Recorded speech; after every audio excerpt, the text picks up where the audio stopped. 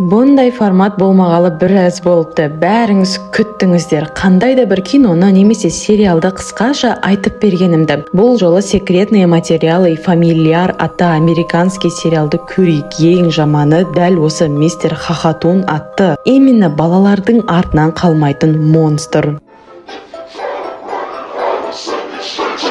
Сәлем, мен Дианаге. Өзім бұл краткий пересказды көріп қалдым да қатты ұнап қалдым. Енді сіздермен де бөліспесем болмайды. Бастады, олай болса, қорқып қалмаңыздар.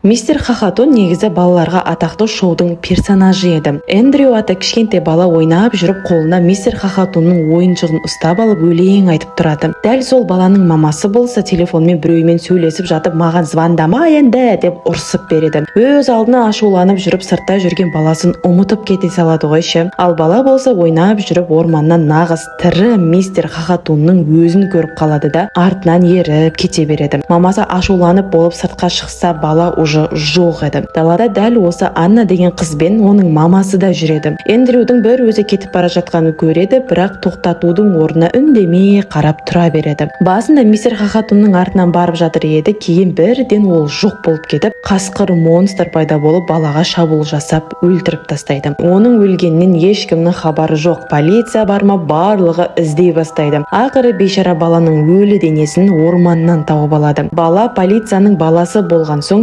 барма, барлығы қосылып кім өлтірді, не болды деп зерттей бастайды. Полициялар ана монстр жайлы біледі екен. Койота, волк дейма, бірдеңе аты. Өзім де түсінбедім, білетіндерді комментарийде күтемін. Баланың денесінде қасқырдың тістелген іздері өте көп, алайда мойнында да із тұр. Демек тек қасқыр ғана емес, оны адам да өлтірген болуы керек деп болжайды. Маньяк болса жасы 19 бен 40 жас аралығындағы жігіт болуы мүмкін дейді. Барлығы бұған келіседі, алайда тек адам ғана емес, қандай да бір монстрдың да болғаны анық дейді. Баланың денесін тексеріп жатқанда аяғынан тұздың ізін тауып алады. Странно, оны басында ешкім байқамаған еді. Мына жақта баланың жаназасы болып жатыр, ал оның өлі денесі қабірдің ішінде жоқ. Туыстары неге екенін түсінбей жатыр. Жаназа біткен соң полициялардың бірі баланың мамасына көңіл айтуға барып еді, алайда әйел оған қарағысы да келмейді. Естеріңізде ме, жаңа баланың кетіп бара жатқанын кішкентай қызбен оның мамасы көріп еді, алайда тоқтатпады деп айтып едім. Енді шеф дәл сол әйелге барып, сіздің қызыңызбен сөйлесіп көрсем бола ма дейді. Мамасы рұқсатын береді, алайда кішкентай қызға қандай сұрақ қойса да ол телевизорда болып жатқан телепузиктерге қарап отыра береді. Бар айтқаны, мен Эндрюдің бір өзі орманға кеткенін ғана көрдім. Болды, басқа ештеңе демейді. Мамасы ары бері жүргенде шеф жалмауыздарды қалай өлтіру қажет деген кітапты көріп қалады. Бұл не деп сұраса, әйел күйеуім сондай кітаптармен қатты қызығады деп қоя салады.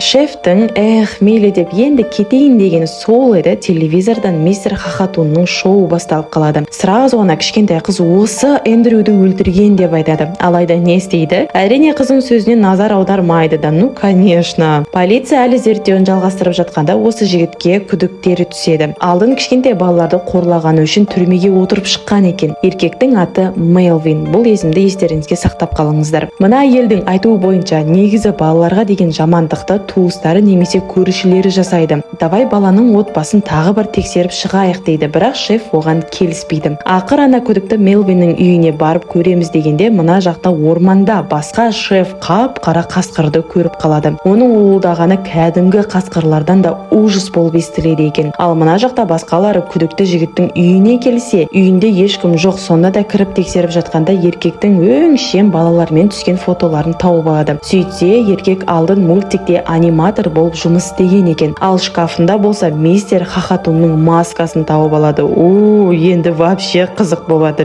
Дәл сол моментте кішкентай қыз телевизор көріп отырғанда терезеден телепузик пайда болып қалады. Ол да артынан барып өкінішке орай өліп қалады. Оның да денесі орманнан табылады. Полиция бәрі келіп тұр. Мамасы байғұс жылап, истерикада. Қыздың өлген жерінен тұз табылады, ал жақсылап қараса тұздың шашылған жері домалақ болып тұр. Бұл дегені қызды өлтірмей жатып бір ритуал жасаған деген сөз. Так, жақсылап тыңдаймыз енді. Ритуал жасағандар фамильяр атты демондарды және духтарды шақырумен айналысатындар. Сөйтсе 16 ғасырларда сол фамильярлар дәл осылай кішкентайларды да үлкендерді де жануарлардың әрдеңенің кейпіне еніп алып, оларды алдап шақырып алып, кейін ритуал жасап өлтірген болып шықты. Сонда балаларға шын мистер Хахатун мен шын телепузик емес, ана фамильярлар солардың образында келген балаларды алдап әкету үшін. Сонда главный күдікті кім болып тұр? Әрине қайтыс болған кішкентай қыздың әкесі. Өйткені оның үйінен жалмауыздар, ритуалдар жайлы кітап табылған еді. Үйше оның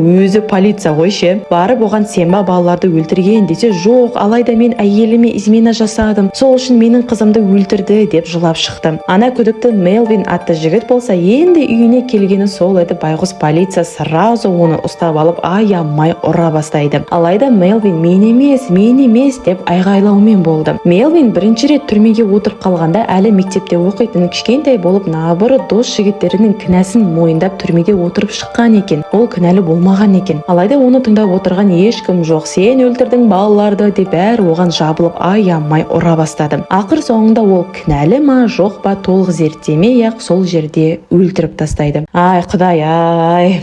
Так, ФБР бәрін тексеріп жатқанда, ана балалар өліп жатқан кезінде Мелвин вообще-то қалада емес болып шықты. Демек, ол точно кінәлі емес еді деген сөз. Бірақ сонда да оны ұрып өлтіріп тастады. Бірінші қайтыс болған баланың мама-папасы бір-бірімен ұрысып ажырасамыз деп қырылып қалып, әйел сыртқа шығып машинаға отырып айдап кетіп бара жатқаны сол еді. Алдынан өлген баласы шығып қалып, бірден бұрылып, орманның ішіне машинасымен аударылып түседі. Ал мына жақта шеф қайтыс болған кішкентай қыздың үйіне барады. Естеріңізде болса, оның папасының өзі полиция еді. Алайда үйі қап-қараңғы, ешкім жоқ болып тұрады. Телевизорда мистер Хахатунның өлеңі қосылып тұрады. Сосын артынан Хахатунның өзі пайда болып қалады. Ақыр соңында ол да өліп қалады. Артынан үйге ФБР келіп, коллегаларының өлі денесін көріп, ары-қарай кітаптар тұрған жерге барса, өткендегі жалмауыз ритуалдар жайлы кітаптың орнында жоқ екенін көреді. Ал болды, бәрі анық болды. Кімнің кім екені, кім балаларды өлтіргені де. Кеттік орманға деп ФБР жолға шығады. Ал тағы да ужастар басталады. Алдынан әрдеңелер шығып, телепузик дегендей. Орманда ана авария болған әйел байғұс әлі жатыр. Орманның іш жағында өлген кішкентай қыздың мамасы кітаптан ритуалға бірдеңелер оқып тұр екен. Так, бәрін айтып берейін енді. Күйеуінің измена жасаған біліп, оған типа қара дұға жасағысы келіп, алайда байқамай злой дұқты шақырып алып, ал ол дұқ болса басында сары киімді қайтыс болған баланы өлтіреді. Одан кейін дәл сол дұқ барып оның қызын да өлтіреді. Сен бір өзің не істеп бүлдіріп бәрін өлтіріп жүрсің деп оны кінәлай бастайды. Барлық ФБР бәрі келіп әйелді тоқтатпақшы болады. Алайда тағы да бірдеңені қате оқып қойды-ау, ритуал жасайын деп өзі сол жерде жанып кете салады. Сонша от болып жатарда, бірақ кітап жанбай тұр ғой, қарасаңыздаршы. Болды, бәрі бітті деп ФБР кетіп жатыр. Алайда детская площадкадағы ойнайтын каруселдер өзімен өзі айналып тұр. Демек, ритуал арқылы келген злой дух әлі кетпеді деген сөз. Сіздерге бірдеңе айтайын ба? Негізі мен ужас киноларды онша көп көре бермеймін, бірақ осындай фантастический, андай басқашалары маған қатты ұнайды.